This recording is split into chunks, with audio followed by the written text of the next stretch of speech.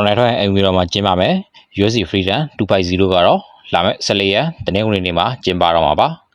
ဒီဘက်ကတော်နယ်ထွက်အိမ်ပြီးတော့မှပထမဆုံးကျင်းပခြင်းဖြစ်ပါတယ်ဒီကြောင့်ရတဲ့ပတ်သက်ပြီးစိတ်ဝင်စားတဲ့အချို့ဘူသူတအချို့ကိုဝေမျှပေးသွားမှာဖြစ်ပါတယ်အဆုံးထိလည်းပဲကြည့်ပေးကြဖို့လည်းတောင်းဆိုချင်ပါတယ်ပြိုင်ပွဲကျင်းပမယ့်နေ့ကဇွန်လ14ရက်တော်နယ်ထွက်မွေးနေ့ဖြစ်ပါတယ်နောက်ပြီးပြည်တဲ့နေ့လက်အောက်ကအမေရိကန်နေလွတ်လပ်ရေးစာချုပ်ရခဲ့တာနှစ်ပေါင်း250ပြည့်ခဲ့တဲ့နှစ်လည်းဖြစ်ပါတယ်ဒါကြောင့်မို့ USC Freedom 250ဆိုပြီးခေါင်းစဉ်ပေးထားခဲ့တာပါအရင်ကဒီပွဲစဉ်တွေကို USC ဘက်ကကပက်လူပွဲတွေကြီးပဲစီစဉ်မယ်လို့အတန်ထွက်ခဲ့ပေမဲ့အခုလက်ရှိမှာတော့ကောင်ပွဲဖြစ်တဲ့ Ilya Topuria နဲ့ Justin Gaethje တို့ပွဲတစ်ပွဲတာလျင်ကပက်လူရမှာပါကျန်တဲ့ပွဲတွေကရိုးရိုးပွဲတွေပါ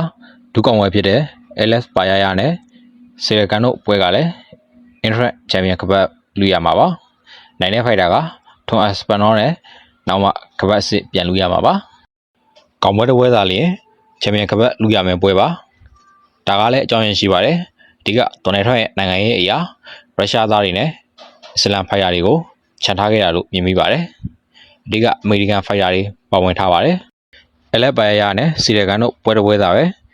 ဘရာဇီးသားနဲ့ပြင်သစ်သားဖြစ်နေတာပါကျန်တဲ့ပွဲတွေတိုင်းမှာအမေရိကန်ဖိုက်တာတွေပါဝင်နေပါတယ်နောက်တစ်ချက်ကစထရိုက်ကာသမားတွေကြီးပါပဲဒီချက်ကလည်းဒေနာဝက်ရဲ့အစီအစဉ်ဖြစ်ပါတယ်ရုရှားချန်ပီယံနဲ့မထည့်ချင်တာကြောင့်ကြီးလူကောင်မပွဲတွေစီစဉ်လိုက်ရတယ်လို့မြင်မိပါတယ်ဒီပွဲကိုအမေရိကန်လူမျိုးတွေနဲ့အမေရိကန်စစ်မှုထမ်းတွေကိုကြည့်ရှုနိုင်ဖို့အဓိကအစီအစဉ်ပေးထားပါတယ်ဒီ USC Freedom 250ပွဲစဉ်ကို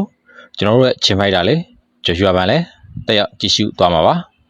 ဒေါ်နယ်ထရန့်က USC ပွဲစဉ်တွေကိုမကြာခဏတက်ရောက်ကြည့်ရှုသူတယောက်ပါဒေနာဝိုင်းနဲ့လည်းကောင်းမွန်တဲ့ဆက်ဆံရေးရှိပါတယ်